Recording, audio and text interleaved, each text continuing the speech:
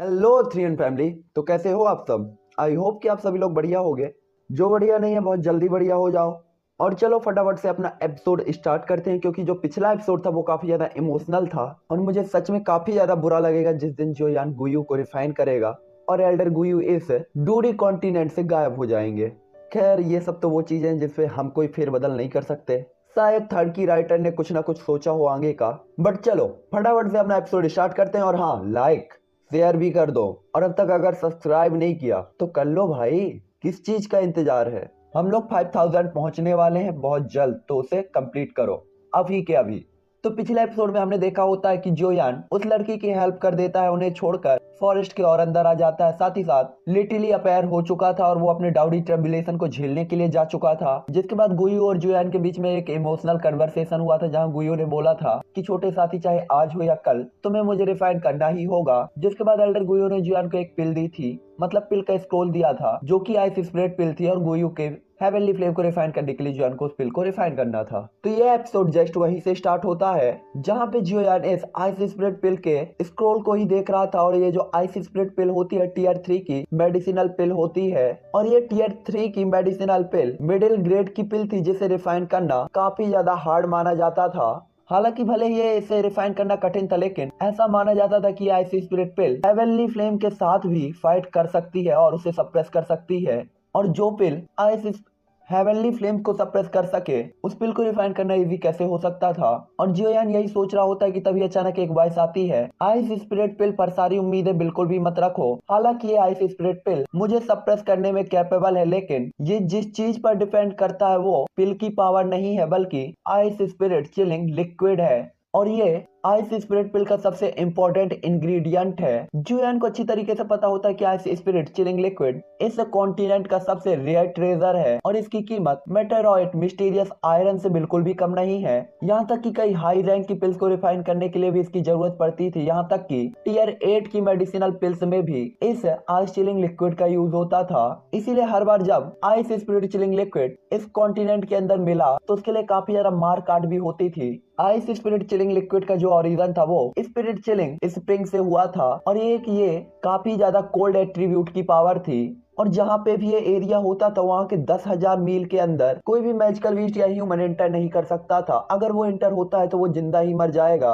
अगर इस वर्ल्ड में हेवनली फ्लेम के पास सबसे हाई टेम्परेचर था, तो जो आइस स्पिरिट चिलिंग स्प्रिंग होती है उसके पास दुनिया का सबसे कोल्ड टेम्परेचर होता है। और यही रीजन था कि जब भी हेवनली फ्लेम और आइस चिलिंग लिक्विड एक दूसरे से टकराते हैं तो वो दोनों ही एक दूसरे से कम नहीं होते और लास्ट में एक दोनों को स्टेबल कर देते हैं। हालांकि इस टाइम पे जो बोन चिलिंग फ्लेम होती है उसके पास भी कोल्ड एट्रीब्यूट होता है और सबसे ठंडी फ्लेम होने के लिए ये पॉपुलर थी। लेकिन गुयू को पता था कि जोयान की बॉडी में और भी फ्लेमें हैं, जिसके कारण जोयान बोन चिलिंग फ्लेम के कोल्ड एट्रीब्यूट को सप्रेस कर सकता है, जब तक कि जोयान बोन चिलिंग फ्लेम के हैवी टेम्परेचर को झेल कर उसे रिफाइन करने में कैपेबल है। और ये सब जोयान की किस्मत पे ही डिपेंड करने वाला था। इस टाइम पे जोयान ने जैसे ही वो स्क्रोल पूरा पढ़ा तो फेस के इंप्रेशन ही जोयान के उड़ गए होते हैं। इस टाइम पे इस स्क्रोल में आइस स्पिरिट लिक्विड के अलावा 100+ मेडिसिनल इंग्रेडिएंट लिखे हुए थे। हालांकि जोयान उनमें से काफी सारों को तो इकट्ठा करने में कैपेबल था, लेकिन उनमें से 4 जो इंग्रेडिएंट थे उन्हें देखकर जोयान को रोना आ रहा था। और वो चारों भी आइस स्पिरिट कोल्ड लिक्विड के जैसे ही काफी ज्यादा रेयर इंग्रेडिएंट होते हैं। और जोयान को लगता है कि वो इन्हें इतनी आसानी से तो इकट्ठा नहीं कर पाएगा।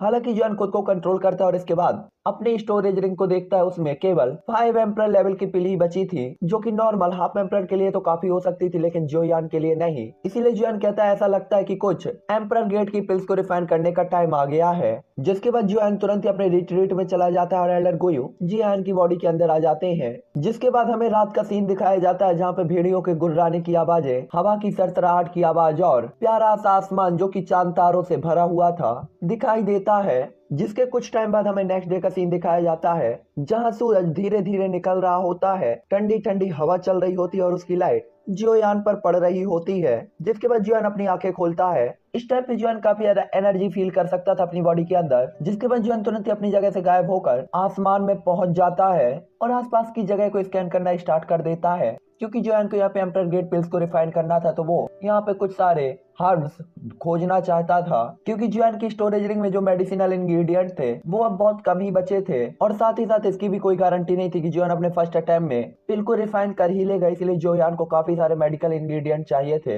हालांकि यहाँ पे मेडिसिनल हर्ब्स ढूंढना आसान नहीं था, लेकिन जोयान ने काफी सारी मेडिसिनल हर्ब्स को ढूंढ लिया था। इसके बाद हमें जोयान एक माउंटेन के ऊपर खड़ा हुआ दिखाई देता है और 1 महीने की जर्नी के बाद जोयान आखिरकार जीलिन माउंटेन रेंज की गहराइयों में पहुंचने वाला था। हालांकि जोयान ने अभी उस जगह पर एंटर नहीं किया था, लेकिन जोयान अपनी स्पिरिचुअल पावर की हेल्प से उस जगह से निकलने वाले पावरफुल ऑरे को साफ साफ फील कर सकता था, जिसके कारण जोयान काफी ज्यादा सीरियस दिखाई दे रहा था। क्योंकि जोयान को अच्छी तरीके से पता था कि इस ऑरे का ओनर कम से कम 9 star half martial emperor level का मैजिकल बीस्ट है। अब जाके जोयान समझता है कि जो जीलिन एरिया था ये कितना ज्यादा मिस्टीरियस था, क्योंकि आखिरकार यहाँ पे कोई भी नहीं जानता था कि ये मैजिकल बीस्ट कितने लॉन्ग टाइम से ओरिजिन में है और इनका कल्टीवेशन किस किस लेवल तक पहुंच गया होगा। यहाँ पे जोयान उन सभी के ऑरा को फील करके उसी डायरेक्शन पे देख रहा होता है, तो तभी एक वॉइस आती है, क्योंकि उन्होंने भी जोयान के ऑरे को फील कर लिया था। मनुष्य, तुम जहाँ से आए हो वहीं लौट जाओ, हमारे कल्टीवेशन में प्रॉब्लम क्रिएट मत करो, ये ऐसी जगह नहीं है जहाँ से तुम लापरवाही से आ जा सकते हो। हालांकि जोयान की पावर को देखते हुए सामने वाले ने ये वर्ड काफी ज्यादा सॉफ्ट तरीके से ही कहे थे और उसका रवैया ज्यादा दबंग नहीं था।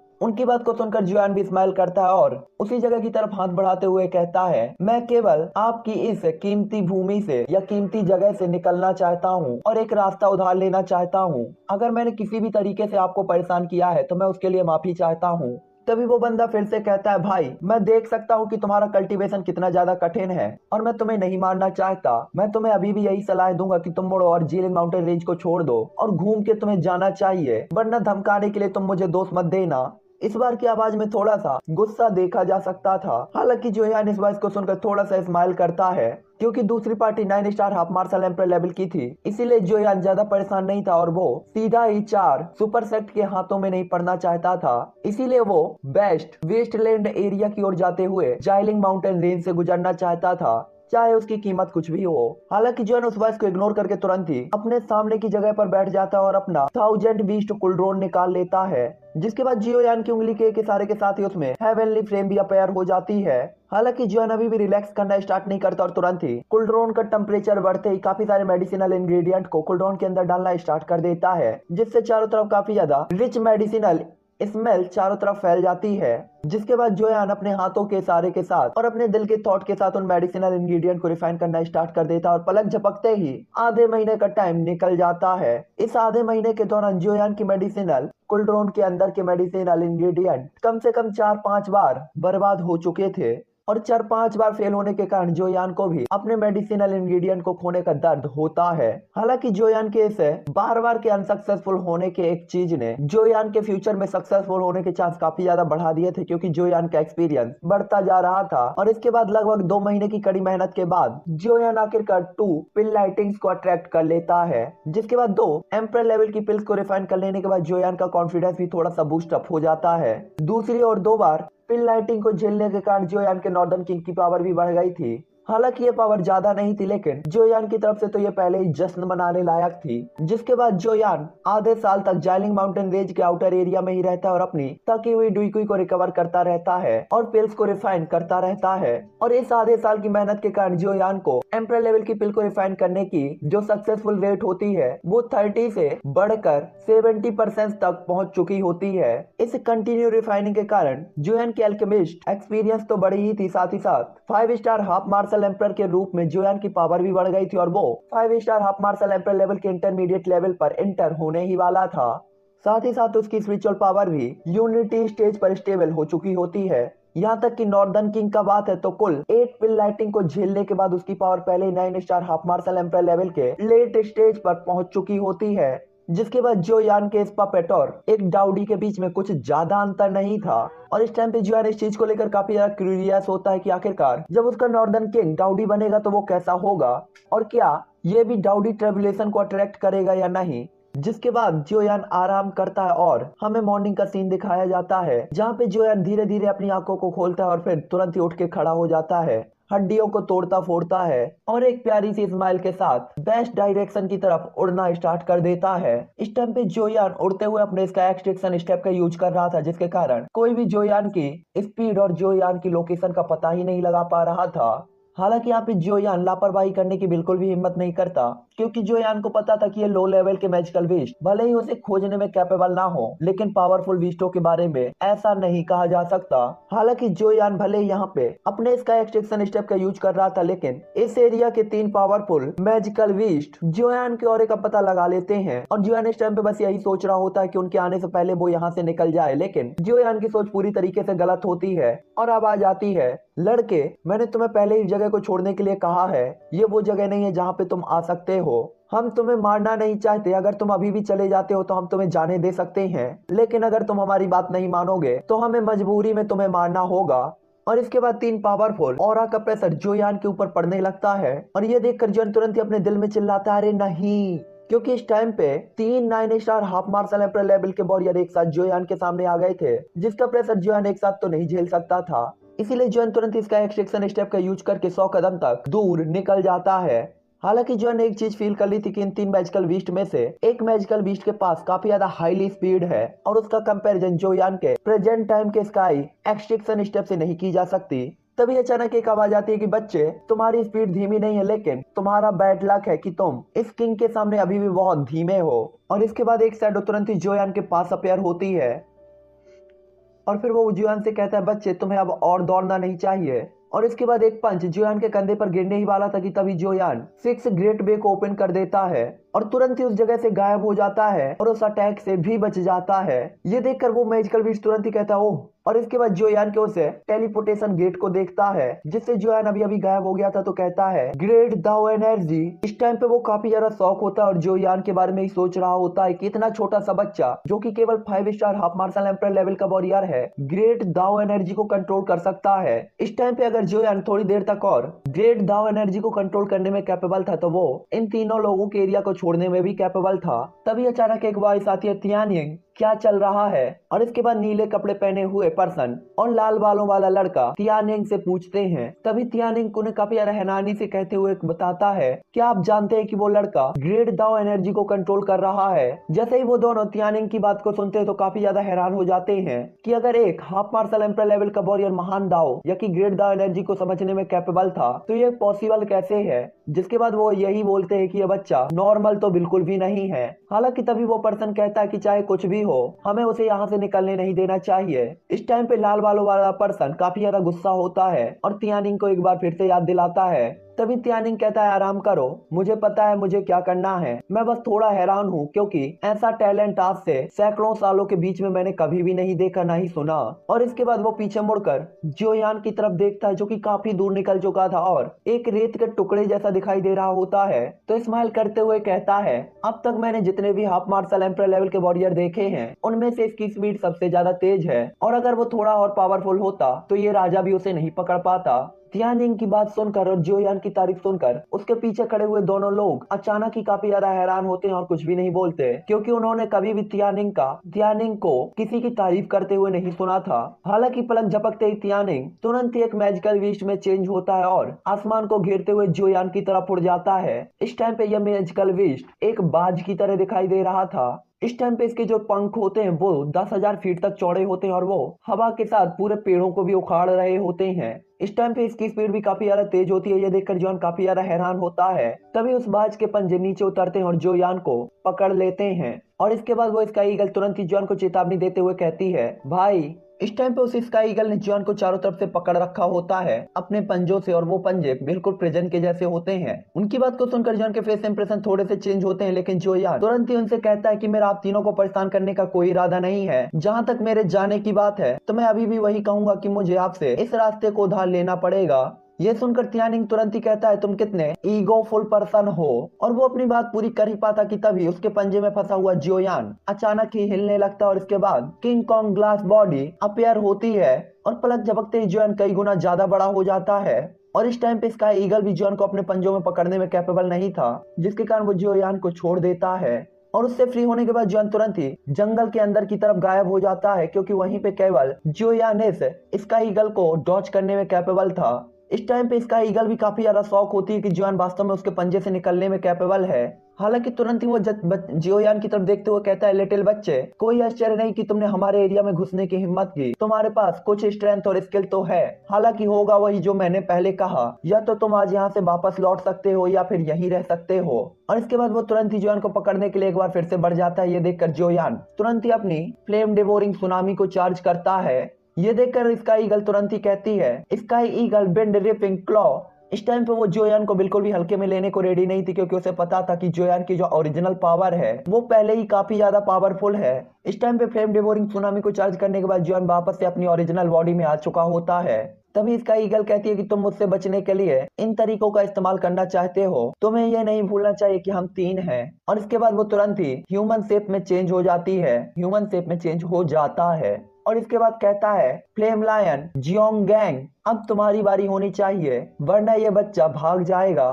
तभी अचानक एक वॉइस आती है कि तुम्हारी स्पीड इतनी ज्यादा तेज है, फिर भी तुम एक 5 star half martial emperor level के बच्चे को नहीं पकड़ सकते। जिसपे इसका ईगल स्माइल करते हुए कहता है, ऐसा नहीं है कि तुम नहीं जानते, मेरी स्पीड केवल खुले आसमान में मुझे किसी को पकड़ने की इजाजत देती है। जहाँ बात जंगल के अंदर की है तो आप लोगों को मेहनत करनी चाहिए। तभी वही रेड बालों वाला पर्सन कहता है, हाँ बच्चे, इसका ईगल ने आपको काफी बढ़ा चढ़ाकर बताया है और आपकी काफी तारीफ भी की है, तो मैं देखना चाहता हूँ कि आप उसके काबिल हैं या नहीं।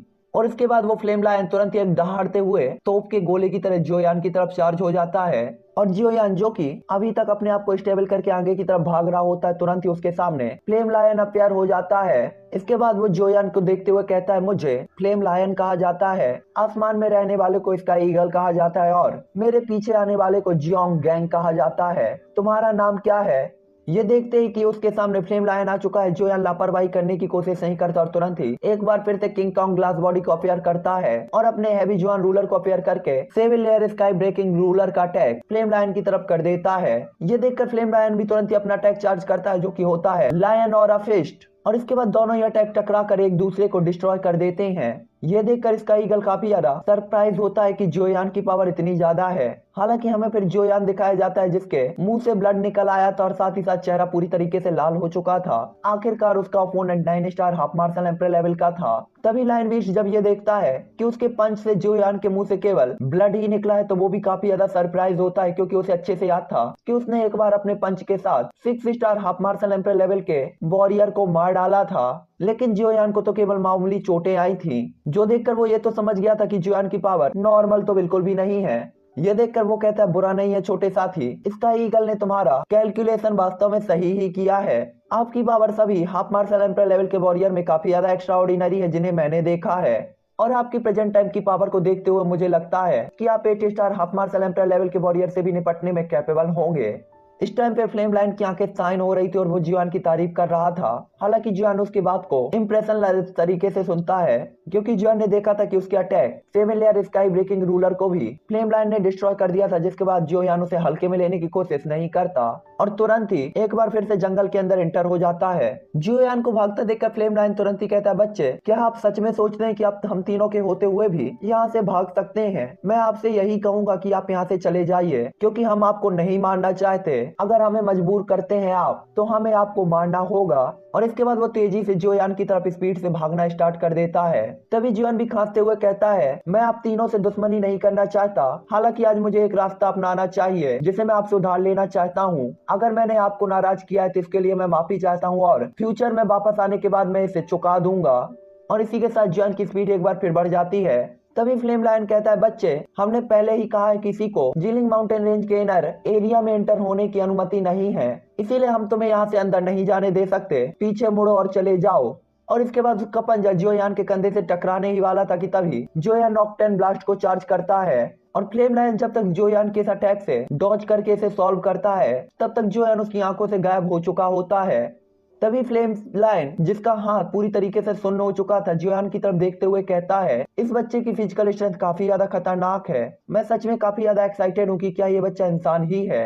इस टाइम पे उसके दिल से जियोयान के लिए तारीफ निकल रही होती है। जिसके बाद वो पीछे मुड़कर हट्टे कट्टे आदमी की तरफ देखते हुए कहता है, जियोंग गैंग, अब तुम्हारी बारी होनी चाहिए। उस बच्चे की स्पीड सच में काफी ज्यादा तेज है और अगर मैं उसका पीछा करता रहा तो मुझे डर है कि मैं उसका पीछा ही करता रह जाऊंगा और उसे कभी नहीं पकड़ पाऊंगा। जिस पे जियोंग गैंग स्माइल करता है और इसके बाद और फिर कहता है इसे मुझ पर छोड़ दो, मेरे होते हुए वो कितना भी तेज क्यों ना हो इस जगह से नहीं निकल पाएगा। जिसके बाद वो आसमान में स्काई ईगल की तरफ देखते हुए कहता है स्काई ईगल आसमान को मैं तुम्हारे ऊपर छोड़ता हूँ और रही बात जमीन की तो मैं आ रहा हूँ। और इसके बाद जियोंग गैंग तुरंत ही एक पावरफुल भालू में चेंज हो जाता है जो कि 100 फीट का लंबा होता है और इसके बाद अपनी स्पीड के साथ वो जोयान का पीछा करना स्टार्ट कर देता है। तभी जोयान पीछे मुड़कर देखता है तो उसे काफी ज्यादा पावरफुल विशाल जायंट भालू दिखाई देता है और जियोयान अपनी स्पीड के साथ भी उससे बचने में कैपेबल नहीं था, ये जियोयान को भी पता था। तभी अचानक वो भालू जियोंग गैंग अपना एक अटैक चार्ज करता है जो कि होता है स्टारफॉल और पूरे आसमान में ही गड़गड़ाहट जैसी आवाज छा जाती है। जिसके बाद उसकी येलो कलर की डुईकुई मेटेरॉइड में चेंज होकर पूरे आसमान को ढक लेती है और वो सभी मेटेरॉइड जियोयान की तरफ गुस्से में गिरने लगते हैं। जब जियोयान इन मेटेरॉइड को देखता है जो कि उसके ऊपर आ रहे होते हैं तो काफी ज्यादा हैरान होता है कि 9 star half martial emperor level की पावर कितनी ज्यादा है। इस बार जियोंग गैंग ने जियोयान के खिलाफ अपनी ट्रू पावर का यूज किया था और इस अटैक के साथ जियोयान को बचने के लिए अब कोई भी जगह नहीं मिलने वाली थी, जिसका मतलब था कि जियोयान को इस अटैक का सामना ही करना पड़ेगा। इसीलिए जियोयान तुरंत ही आसमान की तरफ चला जाता है और अपने सामने 100+ मेटेरॉइड को देखता है। तभी इसका ईगल तुरंत ही कहता है आखिरकार ये लड़का बाहर आ ही गया, वरना मैं इससे नहीं निपट पाता। साथ ही साथ वो काफी ज्यादा क्यूरियस होता है ये जानने के लिए कि आखिरकार जियोयान उससे बचने के लिए अपनी कौन सी ट्रू पावर को दिखाएगा। हालांकि तभी जियोयान जो कि अपने सामने मेटेरॉइड को देख रहा होता है उसके हाथ में अलग अलग कलर की हेवनली फ्लेम का गुच्छा आ जाता है, जिसके आते ही आसपास का टेम्परेचर काफी ज्यादा बढ़ जाता है और उन मेटेरॉइड से उठने वाली फ्लेमें तुरंत ही गायब हो जाती हैं।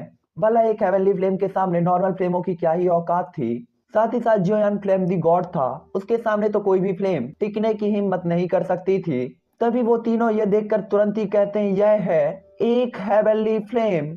इस टाइम पे वो काफी ज्यादा चौंके हुए जोयान को देख रहे होते हैं और ये काफी ज्यादा अनएक्सपेक्टेड था कि उनके सामने वाला पर्सन इतना ज्यादा पावरफुल तो है ही, साथ ही साथ उसके पास हेवनली फ्लेम भी है जो कि इस दुनिया की सबसे खतरनाक चीज थी। हालांकि इस टाइम पे जोयान काफी ज्यादा शांत होता है और अपनी स्पिरिचुअल पावर को यूज करके अपनी फ्लेमों को एक साथ मिक्स करना स्टार्ट कर देता है। ये देखकर फ्लेम लायन, स्काई ईगल और जियोंग काफी ज्यादा चौंक जाते हैं और कहते हैं क्या ये पागल है, दो टाइप के हेवनली फ्लेम को मिलाना बिल्कुल असंभव है, क्या ये मरना चाहता है, क्या इसे डर नहीं लगता। उन्हें पता था कि इसकी पावर मिक्स होने के बाद इतनी ज्यादा खतरनाक होगी कि वो इस एरिया को भी डिस्ट्रॉय कर सकती है और साथ ही साथ जोयान भी डिस्ट्रॉय हो सकता है। लेकिन जब स्काई ईगल जोयान के शांत चेहरे को देखती है तो उसे थोड़ा सा शक होता है कि जोयान इतना ज्यादा चिल कैसे हो सकता है और जोयान इतना ज्यादा कॉन्फिडेंट क्यों है इन दोनों फ्लेम्स को एक साथ मिक्स करने में। तभी अचानक चारों तरफ एनर्जी का फ्लक्चुएशन फैल जाता है, जिसके बाद आसमान भी क्रैक होना स्टार्ट हो जाता है। ये देखकर तियानिंग और बाकी के दोनों लोग काफी ज्यादा चौंक जाते हैं क्योंकि उन्होंने देखा था कि जोयान के हाथ में एक फायर लोटस आ चुका है। ये देखकर स्काई ईगल तियानिंग चौंकते हुए कहता है ये लड़का। हालांकि जोयान हर किसी को इग्नोर करते हुए उन मेटेरॉइड को देखता है और तुरंत ही अपने हाथ को आगे बढ़ाते हुए कहता है एंग्री बुद्धा लोटस जाओ। इस टाइम पे सभी लोग देख सकते थे कि जियोयान के एंग्री बुद्धा लोटस के अपेयर होते ही आसपास का टेम्परेचर बढ़ गया और प्रेशर काफी ज्यादा बढ़ गया है। साथ ही साथ वो इस चीज से काफी ज्यादा चौंक गए थे कि इस बच्चे ने वास्तव में हेवनली फ्लेम्स को मिक्स कर दिया था और उन्होंने कभी भी उम्मीद नहीं की थी कि जियोयान जो कि उनके सामने एक बच्चे जैसा लग रहा था इतना कुछ करने में कैपेबल होगा। जोयान के एंग्री बुद्धा लोटस को देखकर फ्लेम लाइन तुरंत ही कहता है ये बच्चा तो मेरी गुफा को नष्ट करने में तुला हुआ है, जियोंग गैंग उसे ब्लॉक करो वरना अगर मेरा घर डिस्ट्रॉय हो गया तो मैं आपके घर पे आकर रहने लगूंगा। फ्लेम नायरन के फेस इंप्रेशन और चेहरे की हंसी को देखकर और उसकी बात को सुनकर जियोंग गैंग एक बार फिर से दौड़ता है और जोयान की तरफ जाता है। इस टाइम पे जियोंग गैंग ने भी जोयान के एंग्री बुद्धा लोटस के अटैक से होने वाले डिस्ट्रक्शन को फील कर लिया होता है, जिसके कारण वो भी काफी ज्यादा सीरियस होता है। हालांकि तभी एक टकराने की आवाज के साथ जोयान के एंग्री बुद्धा लोटस में विस्फोट होता है और आसपास एनर्जी का फ्लक्चुएशन बढ़ने लगता है और एक बहुत बड़ा एंग्री बुद्धा लोटस उस एनर्जी स्टॉर्म में क्रिएट हो जाता है, जिसके बाद उसे एनर्जी स्टॉर्म का और चारों तरफ फैलने लगता है। यह देखकर इसका ईगल तुरंत ही चिल्लाते हुए कहता है सब कोई पीछे हटो। यह देखकर हेवनली ईगल, फ्लेम लायन और जियोंग गैंग तुरंत ही थोड़ा थोड़ा पीछे आ जाते हैं और अपने डिफेंस को एक्टिवेट कर लेते हैं। हालांकि तभी जियोंग गैंग एक पावरफुल रोर के साथ जमीन पे अपना पंजा पटकता है और उसकी डुईकी की पावर के साथ मिक्स होकर जमीन से काफी सारे एनर्जी पिलर निकलते हैं जो कि उस एनर्जी स्टॉर्म को वहीं के वहीं सील कर देते हैं। जियोंग गैंग के ये अटैक को देखकर फ्लेम लायन स्माइल करते हुए कहता है मैंने तुम्हें इस अटैक को चार्ज करते हुए काफी लॉन्ग टाइम से नहीं देखा। और इसके बाद वो हंसने लगता है। तभी तियानिन यानी कि इसका ईगल भी कहता है, आपने आखिरी बार इसे आइस सील को रोकने के लिए यूज किया था, आज कितना ज्यादा अनएक्सपेक्टेड है कि आपको इसका use 5 star half martial emperor level के वॉरियर से निपटने के लिए करना पड़ रहा है। और इसके बाद वो दोनों जियोयान की तारीफ करना स्टार्ट कर देते हैं। इस टाइम पे जियोंग यांग का पूरा ही शरीर कांप रहा होता है क्योंकि वो जियोयान के उस अटैक को रोक रहा था अपनी ड्यूकी पावर के साथ। और ये पूरा ही अटैक 10 मिनट तक चलता है, जिसके बाद वो अटैक धीरे धीरे गायब हो जाता है। जियोयान के फायर लोटस के अटैक की पावर को गायब होते देखकर जियोंग गैंग वापस से ह्यूमन शेप पर आ जाता है। साथ ही साथ अब तक उन लोगों ने जियोयान को भी पकड़ लिया था जिसे भागना बाकी था। हालांकि तभी फ्लेम लाइन जियोयान की तरफ देखते हुए कहता है, लड़के मुझे कहना होगा कि आप वास्तव में काफी ज्यादा एक्स्ट्रा ऑर्डिनरी हैं। साथ ही साथ आप वो पावर शो करने में भी कैपेबल है जो कि 5 स्टार हाफ मार्शल होते हुए भी हमें डराने में कैपेबल है। हालांकि आज हमने काफी बड़ी प्रॉब्लम खड़ी कर दी है, तो अब हम और ज्यादा नहीं खेलेंगे। मैं तुम्हें लास्ट बार वार्निंग देता हूँ कि तुम्हें यहाँ से चले जाना चाहिए, तो हम अभी तुम्हें जाने दे सकते हैं, वरना हम केवल नियमों का ही पालन कर सकते हैं। इस टाइम पे फ्लेम लायन काफी ज्यादा स्माइल कर रहा था और उसके दिल में जियोयान की काफी ज्यादा तारीफ भी थी। बाकी के दो के फेस इंप्रेशन भी अलग थे, लेकिन जियोयान के दिल में उनके दिल में जियोयान के लिए तारीफ ही थी, जिसका मतलब था कि जियोयान ने इनके लिए काफी ज्यादा अच्छा इफेक्ट डाला था, क्योंकि उन्होंने अपनी लाइफ में फर्स्ट टाइम देखा था कि कोई 5 star half martial emperor level का वॉरियर उन तीनों का पीछा करते हुए भी उनसे बचने में कैपेबल था और उन्हें इतनी देर तक रोकने में कैपेबल था। फ्लेम लाइन की बात को सुनकर जियोयान थोड़ा सा सीरियस हो जाता है, क्योंकि जियोयान को पता था चाहे कुछ भी हो जीलिन माउंटेन रेंज से होकर ही उसे गुजरना था, वरना उसे पीछे लौटकर ह्यूमन सिटी से गुजरना पड़ता और उस टाइम पे वो 4 सुपर सेक्ट में से कोई भी जियोयान को पकड़ लेगा। इसीलिए जियोयान एक गहरी सांस लेता है और इसके बाद काफी सीरियस होते हुए कहता है, मुझे माफ करें, मेरे पास कोई दूसरा रास्ता नहीं है, मैंने अपना मन बना लिया है। भले ही आप तीनों मुझे इजाजत ना दें, लेकिन मुझे फिर भी कोशिश करनी होगी।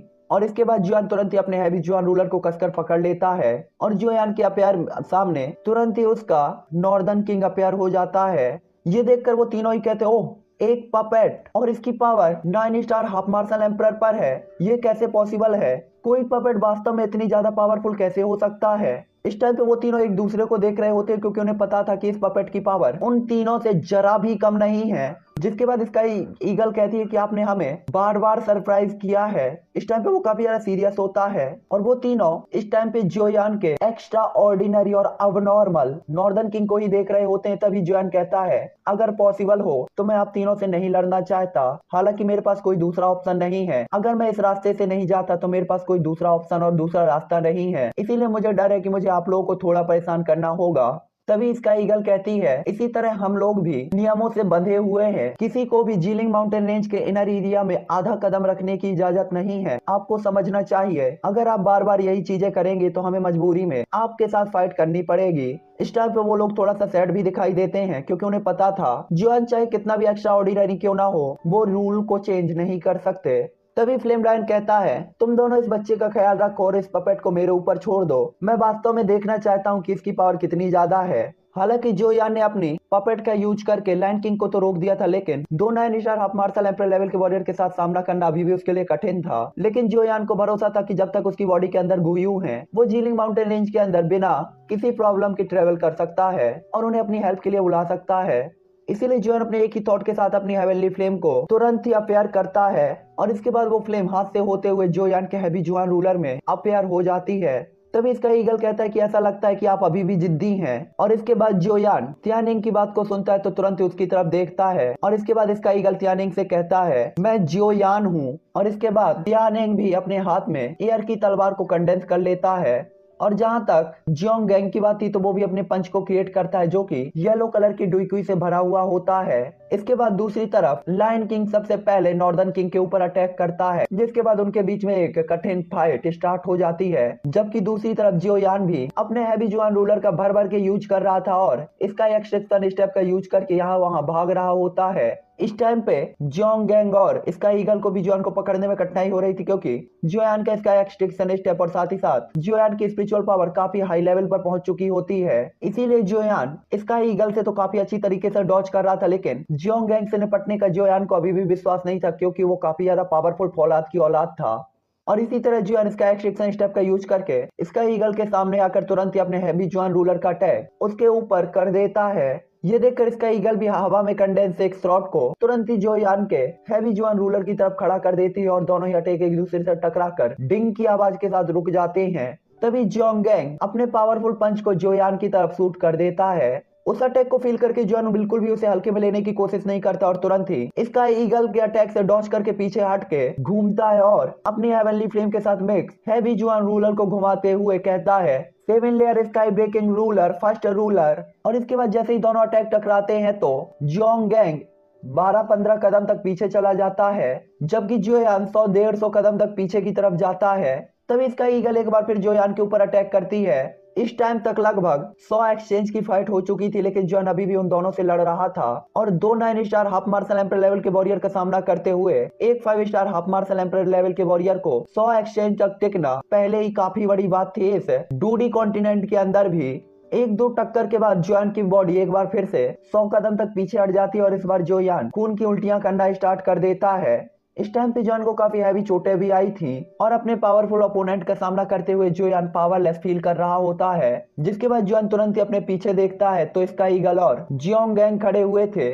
तभी तियानिंग कहता है, छोटे साथी आज की गलती के लिए तुम खुद को दोष दे सकते हो, हमने तुम्हें पहले ही मौका दिया था लेकिन तुमने हमारी सलाह नहीं मानी। तभी जोयान खांसते हुए और एक इविल स्माइल करते हुए 2 मेडिसिनल पिल्स को निकालता और उन्हें तुरंत ही स्वैलो कर लेता है। उन पिल को स्वैलो करते हुए और जोयान की हेवनली फ्लेम के रिफाइनमेंट के साथ ही जोयान अपनी बॉडी में कुछ इफेक्ट को तुरंत ही फील कर सकता था। जिसके बाद जोयान की चोटें तेजी से रिकवर होना स्टार्ट हो जाती हैं और जोयान का ऑरा धीरे धीरे स्टेबल होना स्टार्ट हो जाता है। यह देखकर इसका ईगल काफी ज्यादा शॉक होता है और इस टाइम पे वो काफी ज्यादा सीरियस था। यहाँ तक जोयान की बात थी तो जोयान भी 9 star half martial emperor level के वॉरियर का सामना करते हुए लापरवाही करने की हिम्मत नहीं करता। तो चलिए अब इसके बाद का एपिसोड हम नेक्स्ट एपिसोड में स्टार्ट करेंगे। आई होप कि आप सब लोग को ये एपिसोड पसंद आया होगा, तो जिसे जिसे पसंद आया लाइक मार दो और अगले एपिसोड में हम इस फाइट को कंप्लीट करके देखेंगे कि आखिरकार उस हेलो 3